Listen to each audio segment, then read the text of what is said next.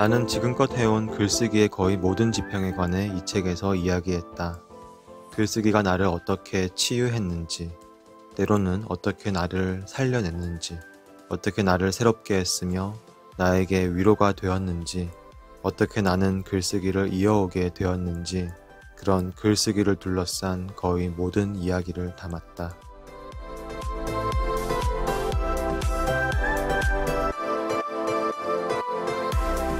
오늘 뭐 볼까 고민하는 분들을 위한 취향 추천 팟캐스트 책플릭스. 오늘은 정지우 작가의 우리는 글쓰기를 너무 심각하게 생각하지 속 한 구절로 시작합니다.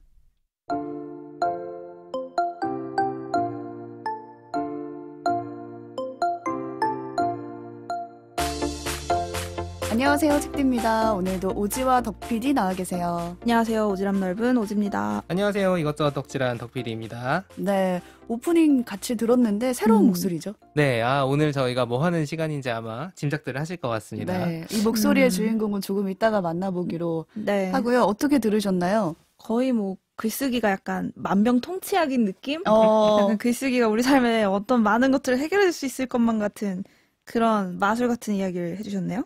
저도 아무튼 글쓰기를 한 건 본 듯한 그런 느낌이었어요. 그냥 뭐 어떤 활동이라고나 할까요? 그게 내 삶에 이렇게 깊숙이 들어온 게 있나? 라는 걸 한번 생각해 볼 정도로 제가 만약에 방송을 정년까지 한다면 이분처럼 방송에 대한 글을 쓸 수 있을까 싶은데 그거는 정말 무한 애정이 바탕이 돼야지 이런 글을 쓸 수 있을 것 같아요. 써라. 정년 되면 써서 게스트로 나오세요. 책플릭스에. 60살 가능한가요? 그때까지?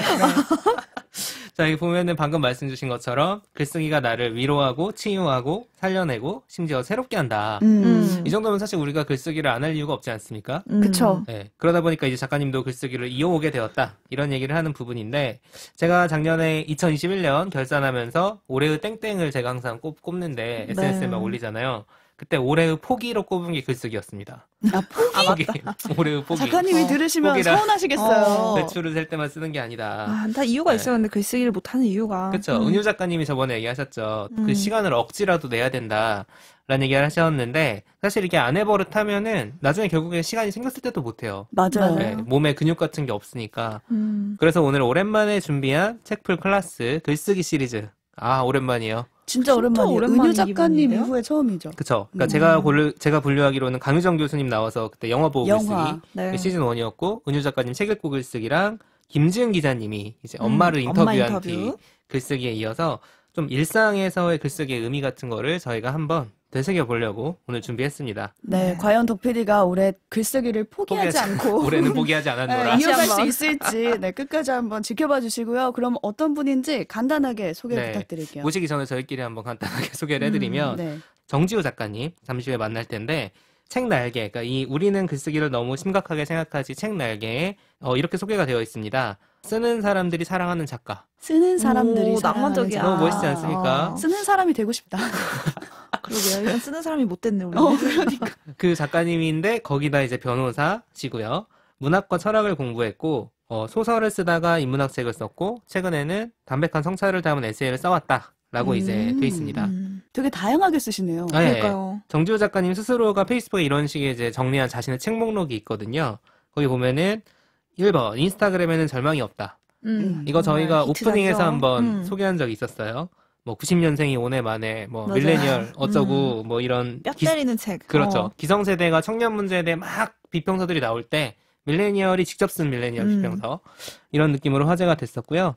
또 다른 책들을 보면은 너는 나의 시절이다. 이거 무슨 느낌입니까? 약간 따뜻한 연애. 벌써 청춘이 그려졌어. 사랑 이야기를 담은 에세이도 쓰셨고 고전에 기대는 시간. 아주 정직한 제목이에요. 데미안, 참을 수 없는 존재의 가벼움 같은 고전에 대한 안내서고요. 그러니까 인문학의 향기가 굉장히 물씬 풍기는 그런 책도 쓰셨고, 분노사회라는 책이 상당히 유명합니다. 확 점프를 하셨네요. 스펙트럼이 굉장히 지금 듣기만 해도 엄청 넓으신 것 같아요. 넓으시죠. 그리고 그 외에도 이제 공저로 참여한 여러 책들이 있고요. 다시 책날개로 좀 돌아가 보면은 수년 전부터 페이스북에 매일 한 편씩 글을 올리고 있다. 매일 한 편씩. 진짜 대단하신 것 같아요. 쓰기를 포기하지 않으시는 스크롤이 멈추지 않고 내려가더라고요. 그렇죠. 변호사 일도 하시고 육아도 하시고 작가님이시니까 본인의 책을 위한 작업도 하실 거고 저희 오늘처럼 이렇게 방송이나 강연도 하실 텐데 어떻게 이렇게 매일 글을 쓰실까. 이렇게 올리는 글이 이제 근데 예를 들면은 제 페이스북처럼 3일 합쳐서 12시간 잤다. 오늘 삼겹살을 먹었다. 누군지 모를 사람을 저격하는 어떤 글. 허경영에게 4번째 전화가 걸려왔다. 그냥 일상을 공유하는 그 그렇죠. 정도의 글은 아닌 거죠. 아니면 개드립 같은 뭐 참치회와 화이트 와인은 크리스마스 제철 음식인가 뭐 이런 게 아닙니다. 정주 작가님이 쓰시는 글은 제가 대충 보니까 긁어다 봤어요. A4 용지 한 반 페이지에서 한 페이지 정도 되는 분량의 글들인데 내용이 어떠냐면은 예를 들면 내가 가장 좋아하는 시간은 내가 만든 시간이었다. 같은 주제문에서 뻗어나가는 이야기들 또는 어린아이에게는 흘러넘친 에너지가 있다라는 말로 시작을 해서 어른이 되어가는 과정이란 자연스러운 일이라기보다는 스스로의 에너지를 억압하는 일을 학습하며 이루어지는 게 아닐까 이런 흐름으로 가는 그러니까 들으시면 아시겠지만 약간 묵직합니다. 그러니까 일상의 경험에 비평가의 시선이 녹아있는 꽤 밀도 있는 글들이 많아요. 그러니까 어떻게 근데 그런 글을 매일 하나씩 쓸 수 있을까? 돈을 받으시는 거 아닐까요? 페이스북으로부터? 아니 이런 단상이라고 하죠. 이런 아이디어라는 것도 매일매일 새로운 아이디어를 만들기가 굉장히 어려운데 그거를 풀어내서 한편에 이제 어떤 짧더라도 완결성 있는 글로 매일매일 그거를 올린다는 게 매일매일 운동하는 것처럼 그렇죠. 어려운 일인 것 같아요. 어렵죠. 그렇죠. 그래서 어떻게 그런 글을 매일 쓸 수 있을까 궁금해지는 마당이니 저희가 오늘 모셔서 얘기를 들어볼 텐데요. 네. 책 소개도 간단하게 해드릴게요.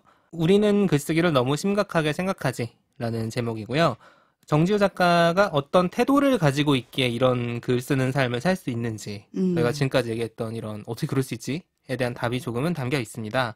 목차를 보면은 1장 쓰는 법, 삶은 어떻게 글이 되는가 2장 쓰는 이유, 쓸수록 더 중요해진다 3장 쓰는 생활, 그것을 믿는 사람은 이미 작가다 4장 굉장히 공감이 되는 제목. 쓰는 고통. 우리에겐 고통만 있다. 그래서 포기했다. 글쓰기에도 싸움이 필요하다. 이런 내용들이 담겨 있고요. 서문 프롤로그 제목이 이 책의 핵심을 담고 있다고 보는데 그게 뭐냐. 글 쓰는 몸을 만드는 일입니다. 네, 글 쓰는 몸.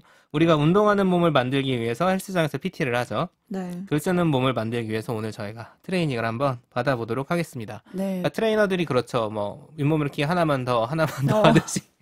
오늘 그런 우리 넷플릭스 회원님들 한글 문장 하나만 더 할 수 있을지 농담처럼 말씀을 드렸는데요. 모셔서 직접 한번 들어보도록 하죠. 네, 그럼 먼저 참여 안내부터 드리고요. 오프닝의 그 목소리, 글 쓰는 몸을 가진 정지우 작가님을 만나보도록 하겠습니다. 네, 책플릭스는 청취자 여러분들의 관심과 참여로 만들어지고 있습니다. 좋아요, 댓글 모두 저희에게 큰 힘이 되고 있고요. 트위터, 인스타그램 감상 남겨주실 때는 해시태그 책플릭스 꼭 붙여주시면 저희가 열심히 찾아보고 또 선정을 통해서 커피 쿠폰 보내드립니다. 네, 또 책플릭스 유튜브 채널을 구독해주신 후에 메일이나 SNS로 인증을 해주시면은 커피 쿠폰 드리고 있고요. 오늘 저희가 방송하는 책플 클래스는 유튜브에도 영상으로 업로드가 될 예정이니까요. 책플릭스 유튜브 채널 꼭 구독 부탁드립니다. 우리는 글쓰기를 너무 심각하게 생각하지라는 책의 저자시죠. 정지우 작가님을 모셨습니다. 글 쓰는 몸을 가지신 분이에요. 안녕하세요. 네, 반갑습니다. 네, 육아하셔야 되는데 주말에 불러내가지고 죄송해요. 뭐 괜찮습니다. 또 어제 밤 늦게까지 아내가 이제 늦게 들어와서 네, 오늘은 또 제가 자유 시간을 갖고 있습니다. 네, 때마침 늦게 들어오셨네요. 네, 너무 잘 됐죠. 오늘 밤에도 나간다고 하는데. 네. 약간 손해보시는 것 같은 느낌도 드네요. 오늘 인터뷰가 길어도 되겠어요. 마일리지를 딱 정립해놨다가 결정적일 때 쓰시는 내일 걸로. 한 편 더 이렇게 녹화를 할 것 같은데. 덕 PD가 앞에서 작가님에 대한 소개를 좀 간단이라고 해야 되나? 너무 길게 했죠? 네, 쭉 했는데 그래도 청취자 여러분께 직접 자기소개 한번 부탁드릴게요. 네, 사실 뭐 소개 너무 잘해주셔가지고 뭐 제가 또 저에 대해서 할 얘기가 있나 싶기도 한데 사실 이제 이 책 우리는 글쓰기를 너무 심각하게 생각하지 이제 이 책이 뭐 벌써 작년이 되어버렸죠. 2021년에 나온 책인데 그때만 하더라도 제가 첫 책을 출간하고 딱 10년째 되던 해였어요. 그러니까 어떻게 보면 좀 10년 차 작가일 때 냈던 책이었고 그래서 뭐 처음 썼던 책이 청춘인문학 그리고 뭐 중간에 뭐 분노사회, 뭐 인스타그램에 절망이 없다 이런 책들 쭉 써오면서 뭐 거의 지난 한 10년간 지내왔다는 생각이 들고요. 뭐 그 중간중간 뭐 대학원도 갔다가 나오고 뭐 자격증도 하나 따고 한분 결혼도 사셨어요. 하고 아이도 낳고 그런 삶을 살아오고 있는 작가입니다. 네. 네. 들으시면 아시겠지만 굉장히 엔잡러예요. 하고 계시는 일이 작가님뿐만 아니라 되게 많으신 것 같아요. 네, 사실 이제 가장 많은 비중을 차지하고 있는 거 어떻게 보면 이제 육아로서 역시 네, 현실이. 아빠로서의 그런 직업을 가지고 있기도 하고, 사실 이제 제가 작년에 또 1년차 변호사로서 활동을 시작을 했고, 그전에는 수험 생활도 했었고, 대학원도 다녔었고, 네, 그런, 어쩌다 보니까 정말 올해 2022년에는 엔잡러가 되어 있네요. 네. 저희가 새해 첫 책으로 번아웃에 관련된 책을 다루는데 얘기를 듣다 보니 작가님 괜찮으세요? 굉장히 바쁜 말씀하신 것 중에 한 가지만 해도 사실 굉장히 바쁠 것 같은데. 네, 왜냐면 제 주변에 로스쿨에 있는 친구들이라거나 변신을 본 친구들, 합격한 친구들, 어쏘라고 하잖아요. 1년차. 네, 맞습니다. 좀비예요, 좀비. 약간 좀비신 것 같아요. 플러스 새내기 아빠. 그러니까. 얼마나 바쁘신지. 근데 글도 매일 쓰셔. 그러니까 매일매일 글 쓰시잖아요. 네, 사실 언데드입니다. 그래서 네, 거의 어떻게 살고 있는지 잘 모르긴 하겠고요. 근데 어떻게 보면 이제 좀 살아가면서 자기만의 리듬을 만들어 나가는 측면이 있는 것 같아요. 예를 들어서 제가 로스쿨 다닐 때만 하더라도 정말 공부하는 사람마다의 그런 습관이나 리듬이 있는데, 누구는 쉴 때 운동을 하기도 하고, 누구는 술을 마시기도 하고, TV를 보기도 하는데, 저는 이제 쉴 때 좀 글쓰기가 제일, 마음을 편하게 해주고, 좀 힐링이 되었던 그런 흐름이 있었죠. 그래서 그런 식으로 리듬을 만들다 보니까, 지금도 직장 다니고 있지만, 예를 들어서 지하철에서 글 쓴다든지, 아니면 점심시간에 상사가 밥 먹자고 하는데 도망가서 혼자 글 쓴다든지 그런 식으로 이제 약간 나름대로의 리듬을 만들다 보니까 남들이 볼 때는 진짜 바쁘게 사는 것 같다라고 하지만 어떻게 보면 남들보다 또 그렇게 바쁘게 사는 건 또 아닐 수도 있는 것 같아요. 그냥 좀 삶의 방식을 조금 다르게 만들었다고 해야 될까? 예, 그렇게 살고 있는 거죠. 그렇게 틈새로 쓴 글이 매일 올리시는 그 SNS 글이 되는 건가요? 그렇죠. 보통은 이제 SNS에 올리거나 아니면 칼럼 기고를 하거나 그런 식으로 주로 공개를 하는 글들이 대부분이긴 하죠. 네. 제가 예를 들어서 그런 틈새 시간에 하는 일이 뭘까 생각해보면 이제 핸드폰으로 게임을 한다거나 유튜브 보지 술을 먹는다거나 인스타그램 스크롤 휙휙 넘기죠. 그렇죠. 그런 시간을 쪼개서 쓰시는 글인데 근데 이제 그게 굉장히 말씀하신 것처럼 칼럼화가 된다거나 SNS에 올리시는 글만 봐도 밀도가 굉장히 높다는 생각이 들었거든요. 일종의 습관인 것 같아요. 그래서 제가 청소년기 때 16살 이럴 때 처음 판타지 소설 같은 걸 쓰기 시작했었거든요. 당시에 드래곤 라자, 해리포터 이런 거 이제 유행하던 저도 몇 개 썼어요. 읽기만 했는데. 네, 다들 이제 그런 흑역사가 또 로맨스나 BL 이런 거 썼던 분들도 계시고 이제 그런 흑역사가 있기 마련인데 저도 이제 그때 소설 쓰는 게 너무 재밌어서 낮에는 이제 공부하고, 이제 야자 끝나고 집에 가면 소설 쓰고, 새벽 4시에 자서 학교 가서 자고, 이제 이런 그렇죠. 사이클이 좀 익숙해지다 보니까 아무래도 좀 글쓰기라는 것은 나에게 오히려 쉬는 일이다. 약간 이런 식으로 정말 몸에 좀 각인이 된 게 아닌가 싶어요. 저는 그 SNS 글을 보면서 이런 글들은 좀 이미 밀도가 있기 때문에 나만의 공책이나 나의 메모에 좀 담아놨다가 나중에 필요할 때 꺼내자라고 생각할 수가 있는데 거죠. 근데 그거를 매일같이 SNS에 공개하시는 이유도 있을까요? 저도 이게 궁금한 게 하루에 안 올라온다고 누가 오늘은 왜 안 올리세요? 이렇게 팬 처리를 막 벌점 주고 이런 건 아니시잖아요. 아까 저희끼리 얘기할 때 페이스북에서 혹시 돈 받으시는 자기와의 약속 이런 건데 어떻게 그런 규칙이랄까? 이런 것들을 그쵸. 정하셨는지. 사실 이따가 글쓰기 강연처럼 하는 짧은 시간에 이야기할 수도 있겠지만 글을 쓰는 거에 있어서 되게 다양한 동기들이 정말 중요한데 그 중에 하나는 다른 사람들과의 어떤 소통하는 측면 그리고 내가 스스로 나의 그런 형식을 만드는 거죠. 그리고 그런 형식을 스스로 어기기 시작하면 이게 영원히 어기게 되거든요. 영원히. 네, 그래서 내가 매일 좀 글을 써서 올리겠다. 아무리 못 써도 이틀에 한 편 올리겠다라는 어떤 이런 자기만의 그런 형식을 갖추고 있으면 그게 계속 하게 되는데 우리 운동도 이제 그렇죠. 헬스장. 네, 일주일 안 나가면 영원히 안 나가잖아요. 그렇죠. 그런 것처럼 1년째 안 가고 있습니다. 네. 끝났어요, 유효기간. 네, 스스로도 좀 그런 식의 형식을 부여하는 방식도 되는 것 같아요. 그렇게 뭐 어딘가에 올리고 뭐 노출하고 이런 것들이. 네, 그런 반복들을 오늘 강연에서 많이 말씀해 주시지 않을까 싶은데요. 그럼 지금부터 글쓰기에 관심이 있지만 글쓰기를 너무 심각하게 생각하는 분들을 위해서 작가님께서 준비해 오신 이야기 들어보도록 하겠습니다.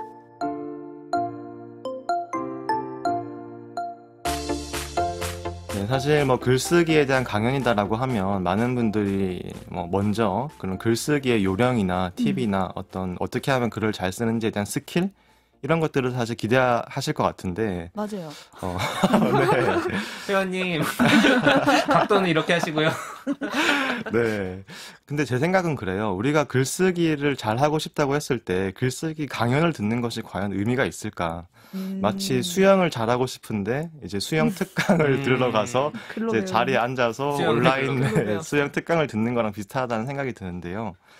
기본적으로 저는 글쓰기를 만약에 내가 잘하고 싶다, 좀 꾸준히 하고 싶다고 한다면 다른 방법은 없다고 생각합니다. 일단 무조건 글을 많이 써야 된다고 생각을 하고요. 그리고 글을 많이 쓰는 것에 그치지 않고 그 글을 누군가에게 반드시 보여줘야 된다고 생각을 해요. 그것이 정말 가까운 친구든 아니면 뭐 아내나 남편이든 뭐 누가 되었든 내가 쓴 글을 읽고 정성 들여서 읽어주고 솔직하게 말해줄 수 있는 사람이 있어야 되고 그 사람의 글을 보여주는 것들이 글을 써나가는 데 있어서 가장 중요한 측면이라는 생각을 하고 있습니다. 뭐 그것이 뭐 SNS의 친구일 수도 있겠죠. 뭐 블로그 이웃이라든지 누가 됐든 간에 누군가가 내 글을 읽어주는 사람이 있어야 되고 그 구조 안에서 계속해서 글을 써나가는 것이 사실 글을 잘 쓸 수 있는 절대적인 유일한 방법이라고 저는 생각을 하고 있고 그 외의 방법은 거의 없지 않을까라고 생각을 하고는 있습니다. 그래서 오늘도 제가 뭐 글을 잘 쓰는 정말 어떤 무림 B급 같은 그런 이야기는 하기 힘들지 않을까 싶고요. 오히려 좀 우리가 글을 쓸 때 있어서 가장 필요한 태도? 그것도 그러한 태도만 잡혀 있으면 계속해서 글을 써나갈 수 있다고 생각을 하고 있고요. 네, 그래서 많은 분들이 나 글 쓰고 싶어. 저 이런 질문은 정말 어딜 가나 듣는 이야기거든요. 뭐 글쓰기 강연, 특강, 수업, 모임 어딜 가든지 저 글 쓰고 싶은데 어떻게 해야 될까요? 이런 얘기를 듣는데 저는 먼저 그렇게 말씀을 드려요. 우리가 글을 쓰고 싶다고 해서 이제 정말 예쁜 책상을 일단 사서 노트를 사고 펜을 사서 그렇죠. 펜 사야죠. 네. 찔린다.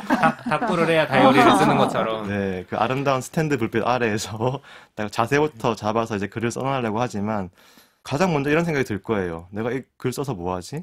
혹은 글쓰기란 무엇이지? 나는 뭘 써야 되지? 이런 생각을 가장 먼저 할 텐데 저는 항상 드리는 말씀은 글쓰기도 일종의 대화이고 일종의 소통이라는 얘기를 항상 먼저 드리고 좀 기억해야 될 필요가 있다고 생각을 합니다. 그래서 저는 이제 글쓰기란 거의 수다 떨기랑 비슷하다고 생각을 해요. 그래서 이제 한편으로 보면 주위에 친구들도 많고 맨날 친구들 만나서 정말 절친을 만나서 나의 이야기를 다 털어놓을 수 있는 사람은 사실 글 쓸 이유가 별로 없는 경우도 많다는 생각이 들어요. 해소가 다 되니까. 네. 굳이 글쓰기가 필요 없는 사람. 그렇죠. 우리가 사실 살아가면서 누구에게나 들어줄 사람이 필요하잖아요. 내 이야기를 들어줄 사람이 필요하고 뭐 이렇게 카페들이 요즘에 성행을 하고 있지만 친구들 만나서 하는 것도 가만 보면 두 사람이 뭐 그렇게 특별한 토론을 한다든지 뭐 대단한 이야기를 하는 건 아니죠. 그냥 각자의 이야기를 들어주는 거잖아요. 나 어떤 일이 있었어, 어떤 고민이 있었어, 뭐 어떤 것 때문에 요즘 너무 빡쳐, 뭐 이런 이야기를 이제 하다 보면 스스로 마음이 다 풀리기도 하고 그렇게 이제 내 이야기를 충분히 했다 싶으면 이제 우리 각자 집으로 가자 이렇게 빠이빠이 하고 집에 가는 건데 저는 글쓰기가 거의 똑같다고 생각을 하거든요. 그래서 어떻게 보면 이제 백지에게 말을 거는 거죠. 나는 나의 백지에게 나의 이야기를 털어놓고 내가 뭐 사회생활 하면서 주변에 하지 못했던 이야기들을 건네고 그리고 그 백지 너머에 있을 그 누군가와 끊임없이 소통을 하는 그 과정이고 많은 사람들이 또 살아가다 보면 주위에 하지 못하는 이야기도 되게 많잖아요. 아무리 친한 친구도 못하는 이야기도 많이 있고 특히 뭐 직장생활, 사회생활에서는 뭐 거의 하고 싶은 이야기 거의 다 못한다고 봐야 되죠. 그렇죠? 못하는 말이 더 많은 것 같아요. 하는 그쵸, 말보다. 네. 백지가 가득 차겠어요. 네. 거의 뭐 사회생활은 저는 이제 억압과 동요라고 생각하는데 항상 괜찮습니다. 네, 잘할 수 있습니다. 뭐 주로 이제 이런 이야기를 위주로 하게 되지만 그만큼 내면에 이제 억눌린 이야기들을 어딘가 털어놓고 싶고 그런 친구를 만나지만 저 같은 경우는 이제 그런 이야기들을 이제 백지에 풀어놓거든요. 그러다 보니까 사실 주말에 친구를 찾지 않게 됩니다. 백지라는 네. 친구가 있으니까. 코로나 시대 굉장히 적합한 네, 아주 생활 좋죠. 양식. 가성비가 좋은 친구네요. 네. 언제 어디서든 만날 수 있고. 밥값도 안 들고. 네, 커피값도 안 들고, 네, 술값은 더더욱 안 들고. 네. 그래서 사실 글쓰기로서 자기의 이야기를 충분히 풀어낸 사람은 굳이 정기적으로 친구를 만날 필요도 없는 약간 그런 새로운 이론이에요, 굉장히. 네, 사실 뭐 그런 상태에 이르는 것 같기도 하고요. 그래서 저는 이제 기본적으로 글쓰기는 대화라는 측면을 많이 좀 강조하고 싶습니다. 특히 많은 사람들이 그럴 수도 있고 저 같은 경우 특히 더 그랬는데요. 뭐 대학생 때나 이럴 때 제 주변에 제가 정말 관심 있는 이야기들을 나누고 싶은 친구들이 별로 없었어요. 그래서 뭐 내가 어떤 소설을 좋아한다든지 어떤 영화를 정말 재밌게 봤다든지 혹은 어떤 음악을 너무 좋아한다든지 어떤 여행이 너무 좋았고 어떤 시간이 너무 좋았다는 이야기를 주변에 하고 싶은 친구들이 별로 없었던 게 요즘에는 취향이 다 너무 달라요. 맞아요. 그래서 내가 본 거를 안 본 경우가 네. 태반이고 맞아요. 특히 저는 뭐 약간 고전 소설이나 이런 것들을 좀 좋아하는 데가 있었는데 고전 문학 주변에 읽은 사람 아무도 없어요. 그러면 그렇죠. 이걸 어디에다가 얘기할 수가 없는 거예요. 네. 그러면 뭐 이걸 혼자 뭐 블로그에 쓰고 이렇게 하다 보면 또 고전 문학에 관심 있는 사람들과 이어지게 되고 오히려 정말 더 풍요로운 소통의 창구가 되고 나만의 취향을 지킬 수 있는 공간이 사실 글쓰기의 공간이 되어가는 거죠. 정말 주위에 있는 사람들과 이야기하려면 보기 싫어도 뭐 억지로 뭐 아이돌 뮤직비디오도 봐야 되고 오징어 게임도 봐야 네, 되고. 맞습니다. 친구들이 좋아하는 거 나도 관심 가져야 되고 사실 이런 것들이 어떻게 보면 저는 자기를 잃어가는 과정이라고도 많이 생각했었거든요. 근데 좀 자기를 지키기 위해서 난 정말 내가 하고 싶은 이야기를 하고 싶다라는 그 고집을 좀 잃지 않는 과정이 글쓰기 과정이었고 그런 과정에서 오히려 또 그런 취향을 가진 다양한 사람들 뭐 온라인이나 이런 것들 통해서 많이 알아가게 되었었고요. 또 그렇게 자기만의 고집을 지켰을 때 그것이 한 권의 책이 되고 한 편의 글이 되고 이런 과정들이 있기 때문에 다른 사람들이 볼 때 어떻게 쟤는 뭐 이것저것 다 하면서 어떻게 뭐 학점 관리도 하고 글도 쓰고 책도 쓰고 뭐 이렇게 하느냐 하지만 오히려 가장 효율적으로 자기를 지키면서 자기가 가장 좋아하는 시간을 누릴 수 있는 방법이기도 하죠. 그래서 글쓰기라는 게 우리가 100년 뒤에 작품을 남기는 것도 아니고 정말 뭐 무슨 고독하게 나 혼자서 아무도 보지 않는 그런 나만의 공간에서 하는 일이라기보다는 항상 타인과 이어지는 일이고 소통하는 일이라는 측면을 좀 강조하고 싶습니다. 그럼 일기하고 좀 다른 점은 뭘까요? 사실 저도 처음에 글을 쓸 때는 일기를 되게 많이 썼어요. 노트를 들고 다니면서 일기도 많이 쓰고 특히 뭐 블로그 비공개 글이 거의 쌓여 있었는데 어느 순간부터는 그런 나만의 일기 쓰기에서 조금 더 격식을 갖추고 다른 사람도 이 글을 본다는 전제 하에서 쓰게 되면 똑같은 이야기라도 좀 친절하게 쓸 수 있게 되고 예. 우리가 막 혼자서 술 마시고 혼자서 막 집안에서 막 이렇게 혼잣말 할 수도 있겠지만 카페 가서 친구가 한 명만 있다 하더라도 그 사람이 알아들을 수 있는 말을 이제 하고 싶어지잖아요. 약간 그런 식으로 조금 더 조리 있게 이야기한다는 차원인데 생각해보면 저는 이제 뭐 20살 때 이럴 때 처음 연애하고 이럴 때 그 여자친구랑 같이 카페 가서 이야기하는 게 되게 힘들었어요. 그러니까 왜요? 카페에 가서 뭐 커피를 놔두고 이야기를 해야 되는데 할 말이 없는 거예요. 내가 뭐 웃긴 이야기를 해야 되나? 뭐 무슨 네, 뭐, 압박감. 네, 어디서 유머 외워가고 막 뭐, 그러신 거 아니에요? 유머를 외워서 농담해야 되나? 무슨 얘기를 해야 되지? 이렇게 되게 그런 수다 떨기도 되게 어려웠었는데 이게 뭐 그래도 연애도 하고 이렇게 하다 카페도 자주 가다 보니까 한 서너 시간은 떠들 수 있게 되는 거죠. 그러니까 수다 떨기도 우리가 지금은 자유롭게 하겠지만 많은 사람에게는 어려운 일이었을 수도 있어요. 수다 떨기라는 것도. 글쓰기도 똑같거든요. 누군가에겐 처음에 어려울 수 있는 일이지만 이게 익숙해지면 정말 수다 떨듯이 백지랑 이야기를 하는 거죠. 근데 오히려 백지와 이야기함으로써 더 많은 사람들과 이야기를 이제 하는 영역으로 사실 나아간다는 생각이 들고요.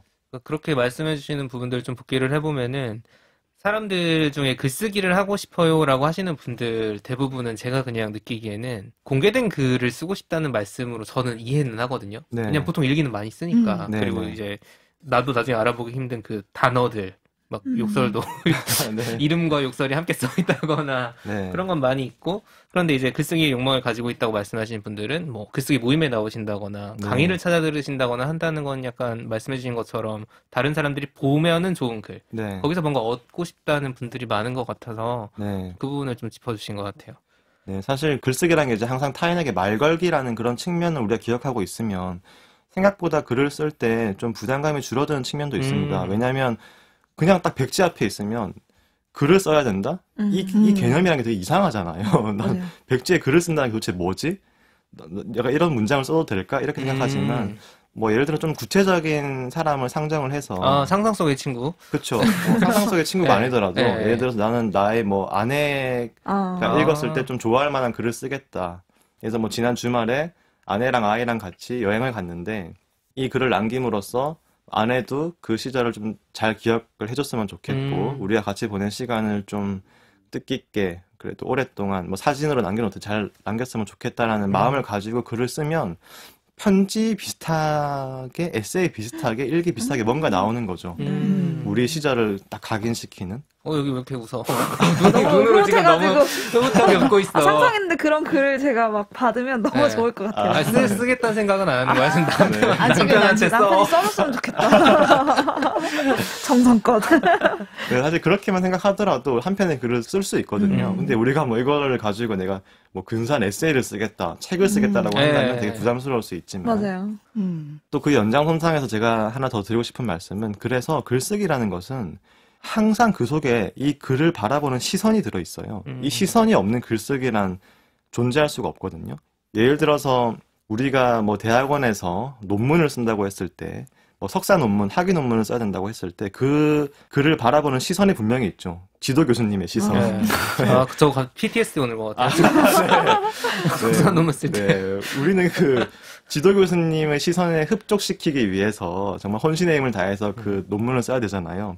근데 그 논문을 쓸 때 내가 내 아내나 내 남편 마음에 드는 글을 쓸 필요는 없는 거예요. 그렇죠. 오히려 그러면 이제 논문이 안 되겠죠.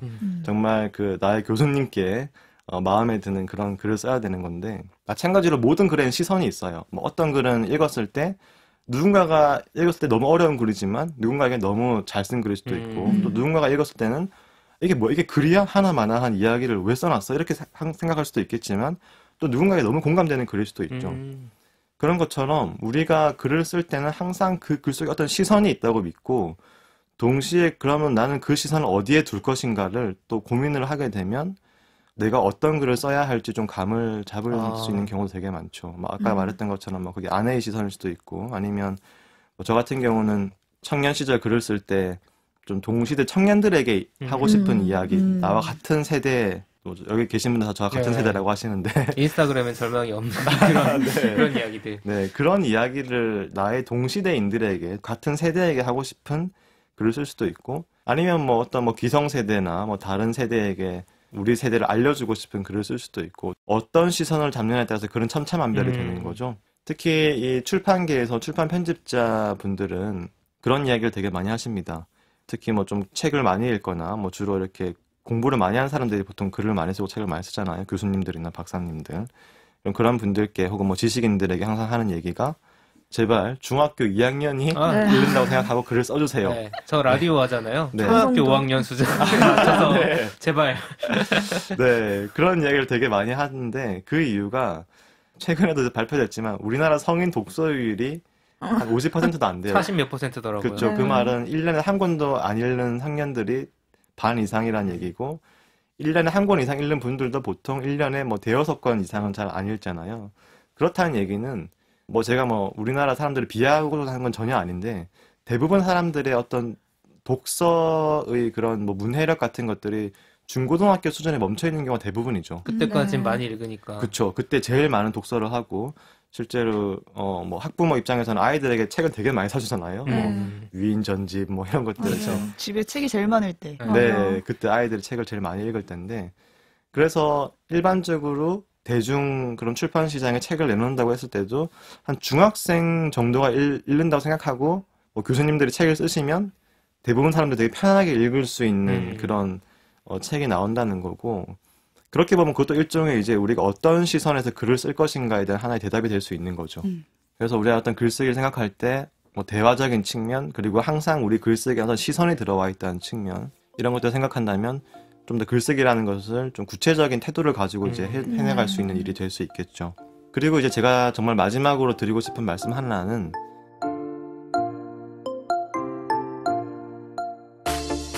많은 분들이 글쓰기를 되게 두려워하시는 경우가 많은 것 같아요. 정말 심각하게 생각하는 거죠. 내가 글을 쓰면 너무 장벽이 높아요. 개인적으로는. 항상 혼날 것 같고 그리고 또 요즘에는 뭐 글 잘못 썼다가 정말 몸에 맞기도 하고 사방팔방에서 엄청난 공격을 받을 수도 있을까라는 그런 두려움 뭐 이런 것들을 되게 많이 갖고 있기도 한데 뭐 한마디로 말해서 너무 심각하게 생각하기도 하는 거죠. 저희 그 책의 제목처럼. 근데 이 글을 읽는 걸 좋아하고 또 글쓰기를 되게 좋아하는 사람들의 세계라는 것은 생각보다 우리가 평소에 억눌러왔던 그런 이야기들을 했을 때 오히려 되게 반가워하는 영역이라는 생각을 저는 되게 많이 합니다. 우리가 당장 출판 에세이 코너 같은데 서점 갔을 때 가서 보면 굉장히 자기의 그런 아픔이나 트라우마나 주변에 하지 못했던 이야기를 털어놓은 에세이들이 굉장히 많고 맞아요. 거의 대부분은 그런 에세이예요. 예를 들어서 우리가 사회생활 하면서 나 어릴 때 왕따 당한 적 있어. 쟤는 승진 누락. 약간 이렇게 낙인이 찍힐 수 있잖아요. 말하죠. 예, 쟤는 뭔가 사회 부적응자야? 뭐야? 결함 있는 거고. 네, 뭐 평소에 느낀 소외감, 박탈감, 내가 느낀 어떤 우울감, 이런 이야기들을 주위에 막 하고 다니면, 쟤는 우리 사회생활에서 배제되어야 될 인간, 그쵸, 이렇게 될 수 있지만, 반대로 글쓰기 영역에 들어오면 사실 그런 것들이야말로 가장 소중한 소재들이거든요. 그렇죠. 사실 우리는 그런 측면들에 공감하기 위해서 글을 읽는단 말이죠. 글을 쓰는 거고. 그리고 생각보다 우리가 평소에 살아가면서 주변 사람들한테 할 수 없는 이야기들이야말로 글쓰기의 이 영토에서는 가장 반가운 이야기들인 거죠. 거꾸로 말하면 지금 이 자리에 앉아있는 사람들이 서로 평소에 못하거나 못 나누는 얘기를 글로 읽는 거죠. 그렇죠. 왜냐면 하는 얘기는 어떻게 보면 읽을 필요가 없는 얘기가 맞습니다. 돼버리니까. 네, 내가 뭐 어제 아이스 아메리카노 맛있게 마셨다. 뭐 이런 이야기들은 사실 그냥 사회생활 할 수 있는 이야기지만 예를 들어서 뭐 아이스 아메리카노를 맛있게 마셨지만 그 아이스 아메리카노를 마시러 가는 직장 동료들과 같이 마시러 가는 그 순간이 되게 한편으로 아깝게 느껴졌어. 예를 들어서 그 시간에 내가 딴 걸 할 수 있었다면 그렇죠. 이런 이야기도 사실 글쓰기에 들어오는 이야기들이거든요. 되게 솔직한 내면의 이야기들이 어느 정도 가면을 벗어던진. 그런데 이제 그런 이야기들을 오히려 반가워하면서 기다리고 있는 마치 정신분석 상담가처럼 기다리고 있는 영역이 사실 글쓰기 영역이라는 것. 만약에 이제 내가 그런 이야기들을 좀 나의 어떤 그런 공식적인 이름을 내놓고 하기 힘들다면 뭐 필명으로 한다든지 뭐 익명으로 한다 얼마든지 열려 있죠. 뭐 부캐 요즘 부캐 같은 걸 만들어서 뭐 부계정 같은 걸 만들어서 자기 이야기를 털어놓을 수 있는 이런 가능성들이 정말 얼마든지 열려 있고 상당히 많은 작가들이 실제로 필명을 쓰고 있습니다. 네. 저도 필명이고요. 그래요? 그런 생각이 아닙니다. 아. 예, 저도 이제 뭐 그 변호사협회에 등록되어 있는 다른 이름이고 저도 필명으로 이제 사실 글을 쓰고 있기 때문에 조금 더 자유롭게 쓰는 측면도 있죠. 물론 지금은 그 경계가 많이 흐릿해지긴 했지만 네. 많이 너무 얼굴이 알려지셔가지고. 너무 유명해서. 근데 또 그 글쓰기 영역에 그 나름대로의 그런 흐름과 리듬과 또 자기만의 영역이 생기게 되면 어느 순간부터는 좀 상관없어지는 그런 측면도 와요. 쟤는 뭐 그 사회생활대로 하고 또 글 쓸 땐 자기 마음대로 글 쓰는 앤가 보다. 약간 이렇게 좀 생각해 주는 것이 있기 때문에 또 어느 지점에 가면 또 그걸 통합할 수도 있고 또 시작할 때는 만약에 내가 두렵다면 그런 식의 어떤 익명적인 글쓰기도 얼마든지 열려 있고 반가워하는 그런 영역이죠. 우리가 아는 많은 작가들이 대부분 필명 쓰는 경우 되게 많아요. 뭐 은유 작가, 뭐 김홍비 그렇죠. 작가 되게 많죠. 그래서 좀 두려움의 허들을 낮출 수 있는 그런 하나의 방법일 수 있죠. 네. 저는 그 두려움을 없애는 방법으로 말씀해 주신 것 중에 되게 열려있다. 다른 영역을 반가워한다라는 말이 되게 인상적이었거든요.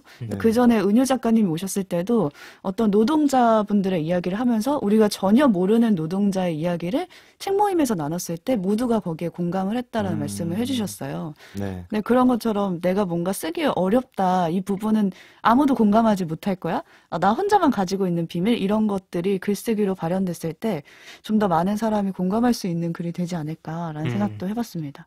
두려움을 없앨 수 있지 않을까요? 이 정도면? 헬스장 가는 두려움을 없애라고. 근데 그 두려움이 되게 층위가 여러 있지. 겹인데 1차적으로 이제 글 쓸 시간을 뭔가 만들어낸다는 게 되게 어려운 일로 느껴졌는데 아까 말씀드리면서 틈새를 이용해서 뭔가 이게 나의 과제가 아니라 나를 힐링하는 시간으로 뭔가 쓴다는 게 조금 새로웠고 근데 1차적으로 물리적인 그 시간을 만든 다음에 흰 종이 혹은 흰 화면 앞에 써서 뭐해? 라는 게 제일 그 다음에 오는 장벽인 것 같아요. 내가 이걸로 돈을 벌 것도 아니고 부귀영화를 누릴 것도 아니고 분명히 내 글은 허접할 거라서 어디 올려서 좋아요도 못 받을 건데 이걸 써서 뭐하나 이게 있었는데 오히려 그런 얘기를 건넨다라는 접근을 하면 조금 써서 뭐해보다는 그래 일단 이야기를 그냥 들려준다라는 마음으로 접근하면 조금은 두려움 좀 낮아질 것 같기는 해요. 근데 여전히 좀 마음에 아직 어려움은 좀 있어요. 그거야 뭐 이제 시간이 해결해주고 습관이 해결해주는 거죠.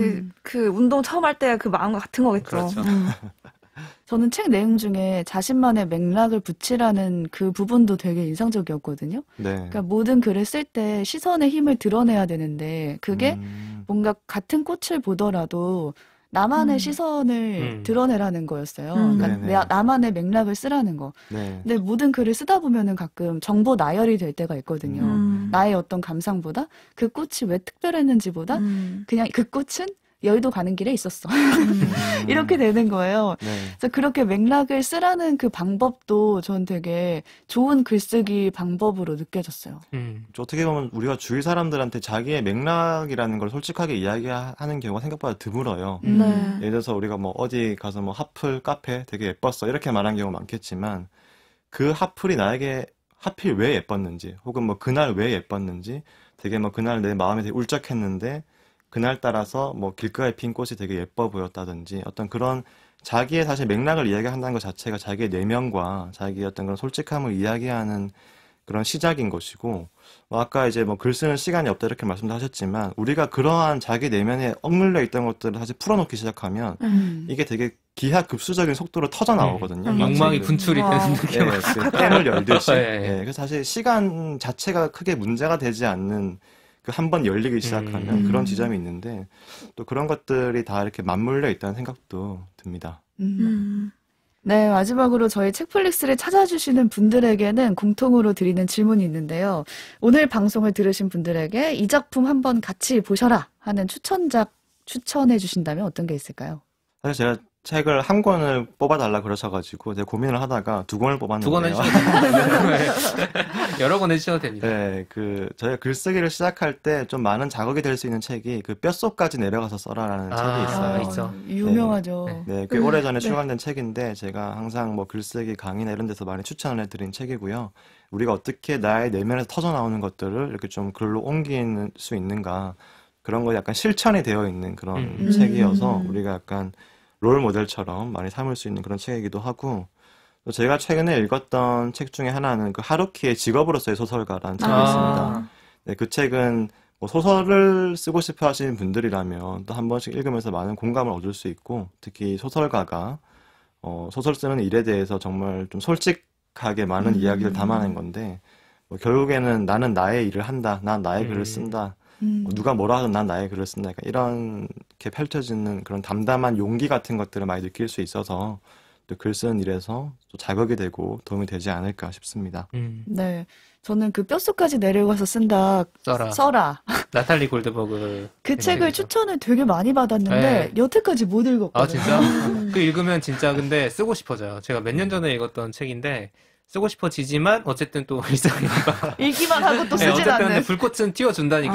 불꽃은 띄워야지. 이번 기회에 좀 꼭 봐야겠다라는 생각이 드네요. 그 하루키의 그 직업으로서의 소설가는 좀 읽으면서 공감이 많이 되셨나요? 아무래도 이제 하루키는 좀 소설을 쓰는 사람이고 저도 예전에 소설을 쓰긴 했었는데 최근에 어쨌든 간에 이제 에세이를 쓰고 있는 입장에서 사실 하루키와 되게 공감되는 측면도 있지만 조금 다른 측면도 있죠. 예를 들어 하루키는 좀 자기만의 작품 세계를 만들어서 이 작품을 약간 후대에 남기는 이런 측면까지 생각을 하고 있지만 저는 그냥 제가 살아있는 동안 쓰고 끝이라 생각하거든요. 제가 죽고 나면 뭐 제 책을 다 불태도 상관없다. 약간 저는 이제 하나의 살아가는 방편, 살아있음의 연장선에서 글쓰기를 생각하기 때문에 또 그런 차이는 있었지만 그래도 또 같은 글 쓰는 사람으로서 공감할 수 있는 측면도 되게 많았던 것 같습니다. 추천해주신 작품은 저희도 챙겨보도록 하겠고요. 혹시 마지막으로 나누고 싶은 말씀이 있으실까요? 저는 이렇게 어쨌든 책을 소개하고 책을 알리는 방송이 있다는 것에 대해서 너무 감사드리고요. 네. 저희가 혹시 감사드려야죠. 오늘 아셨나요? 네? 저희 책플릭스 연락드린 날 아셨겠지. 오늘은 아니고 오늘 와주실 수 있어요? 이러진 않는다고. 네, 사실 뭐 예전에 한창 그 팟캐스트나 이런 곳에서 막 책 방송 이런 것들이 정말 붐을 이룰 붐이었죠. 때가 네. 있었는데 뭐 방송까지 많이 나오고 TV에도 근데 또 약간 사그라드는 분위기도 있었는데 이렇게 또 새로운 책 방송을 만들어서 이어져 가시고 이렇게 하는 것들이 굉장히 감사하고 되게 롱런을 했으면 좋겠다는 네. 것이 저의 마지막 바람입니다. 다음 책 나오실 네. 때까지라도 저희가 네. 네, 나오지 않나요? 지금 이번에 뭐 나온 책은 뭐 꾸준히 나오긴 할 것 네. 같아요. 네네. 그때 또 뵙는 걸로. 그때까지 버텨보겠습니다. 그럼 여기서 작가님과 먼저 인사를 나누고요. 보내드리고 저희는 이어서 클로징을 해보도록 하겠습니다. 오늘 말씀 고맙습니다. 네, 감사합니다. 감사합니다.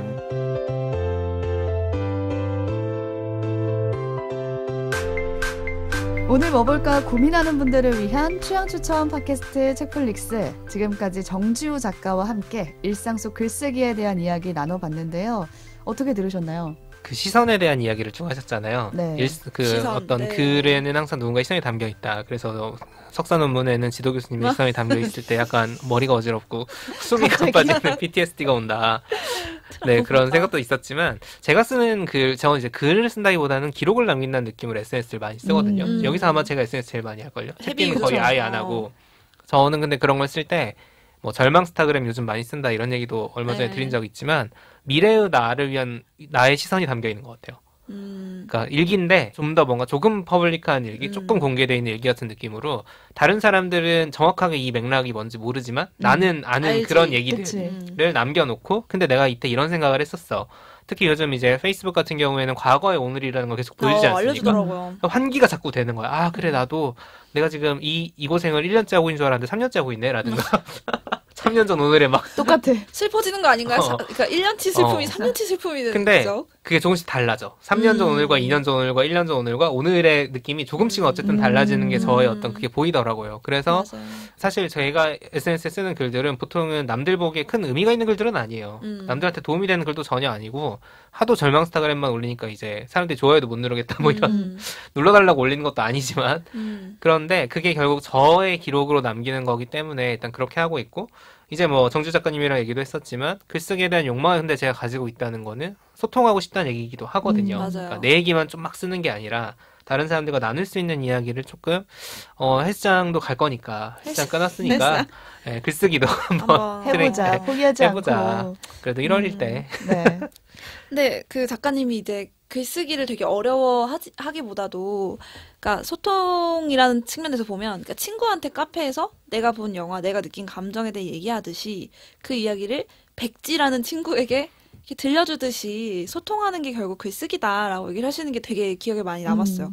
왜냐면 저는 글쓰기를 만약에 한다라고 생각하면 떠오르는 이미지가 하얀 종이에요. 그리고 특히 진짜 백지. 진짜 레포트 처음 쓰면 학번 쓰고 나서 제목 커서가 학번만 계속 깜빡거리지. 뭐라고 시작해야 되나 나는 이런 것도 못 쓰잖아요. 그래서 그 깜빡깜빡 그런 막막한 망망대해 같은 하얀 이미지 때문에 되게 숨이 막히거든요. 근데 이제 그 백지를 아직은 좀 서먹하지만 그래도 내가 친구한테 얘기하는 거는 안 무서우니까 혹은 엄마한테 혹은 뭐 남편한테 누군가에게 얘기를 한다 생각하고 그 백지도 결국 그냥 얘기 들어줄 사람이라고 치환해서 생각을 하면 조금은 시작을 떼는 게 안 어렵지 않을까. 그러니까 혹은 좀 정리되지 않은 상태로 시작해서 조금씩 고쳐나가면 되니까 언제든지 그렇게 좀 그래도 스스로 두려움을 좀 낮춰봐야겠다 이 생각은 들었어요. 그래서 백지라는 친구랑 좀 덜 서먹해 보고자 하는데 아직 갈 길이 구만리다라는 생각은 아직은 드네요. 좀 덜 지나다. 네. 저는 목적성에 대해서 좀 생각해봤었는데 처음에 작가님이 이거 글을 이거 써서 뭐해? 진짜 약간 이런 공감됐어요. 생각이 든다고 내가 했잖아요. 써서 뭐해? 그러니까 저도 그러거든요. 내가 뭐 써서 인스타에 올릴 거야. 이걸 뭐 할 거야. 근데 맞아. 작가님의 이야기를 들으면서 어떤 생각이 들었냐면 작가님은 진짜 이 글을 씀으로써 자신의 치유받는 거야. 마음을 다 토해내고 약간 치유받는 진짜 그런 맞아요. 느낌이 드는 거예요. 진짜 만병통치약이었던 거예요. 네. 근데 그거는 한편으로 내가 오늘 이런 걸 느끼면서 살아가고 있다라는 방증이기도 하잖아요. 그래서 저도 뭔가 글을 쓸 때 어렵겠지만 커서가 깜빡거리겠지만 뭔가 내가 지금 살아있다는 증거로 내가 느끼는 바를 쭉 써내려가면 어떨까라는 그냥 그런 쉬운 마음으로 써도 좋지 않을까라는 생각을 해보게 됐습니다. 네. 자, 저희가 오늘 이렇게 글쓰기에 대한 얘기를 오랜만에 나눠봤는데 네. 글쓰기 수업을 한 만큼 또 네. 이렇게 PT를 받으시면은 뭔가 서비스가 있어야 되니까 그렇죠. 저희가 이 책을 정지우 작가님의 우리는 글쓰기를 너무 심각하게 생각하지라는 책을 선물을 준비를 했습니다. 네. 세 분께 드릴 거고요. 네. 오늘 방송 들으시고 이런저런 감상들 뭐 나는 자유롭게. 평소에 그쵸. 그러니까 저희가 주제를 좁혀서 드리건 게 의미가 없더라고요. 방송 들으시고 그냥 떠오르시는 생각들이나 앞으로의 뭐 생각 그런 것들을 담아서 댓글로 남겨주시면요. 우리는 글쓰기를 너무 심각하게 생각하지. 정지우 작가님의 사인본. 네. 사인본 3권을 드리도록 하겠습니다. 3분 추첨해서요. 그래서 기한은 오늘 저희가 2월 3일 업로드가 됐으니까 열흘은 해야겠죠? 열흘 정도 뭐 네, 그래서 11일까지 하죠 뭐. 그래서 2월 13일까지 네. 해서 2월 13일까지 댓글 남겨주신 분들 중에 저희가 선정을 해서 책을 한 권씩 보내드리도록 하겠습니다. 세 분입니다. 네. 댓글도 생각해보니까 글쓰기잖아요. 댓글로 글쓰기네. 오. 댓글로 글쓰기를 시작하는 책플릭스에게 말 거는 글쓰기. 첫걸음을 응원하면서 이제 저 또 글쓰기의 진심인 책플릭스니까 선물 받으시면 기분 좋으시겠네요. 네, 댓글 어느 때보다 더 많이 남겨주시면 좋겠고요. 오늘 방송은 책플릭스 유튜브 채널에 영상 요약본으로도 업로드가 와. 됩니다. 음, 팟캐랑 차이가 있어요. 마치 없는 것 같지만. 차이가 있죠. 짧잖아. 그리고 영상이 나오잖아. 아니, 그러니까, 정지우 작가님을 직접 보고 싶다. 네. 그렇다면은 무조건 유튜브로 가셔야 되는 거죠. 팟캐 듣고 있는데 뭘 굳이 유튜브를 구독하라고 하느냐 이런 분도 있을 수 있겠지만 좀 가끔씩 차이가 이렇게 있습니다. 올라온다는 거 네, 얼굴을 네. 직접 보실 수 있다는 거. 그렇죠. 그리고 저희가 어떻게 될지 모르지만 저희도 이제 나중에 결국에는 영상을 할 수도 있어요. 네. 그래요? 표정 안 좋은데? 아직 잘은 일단 안 하는 모르겠지만 걸로. 네, 아직 구독 안 하셨다면 구독 부탁드리고요. 오늘 방송은 여기서 마치도록 하겠습니다. 저희는 다음 주에 새로운 에피소드로 돌아올게요. 고맙습니다. 감사합니다.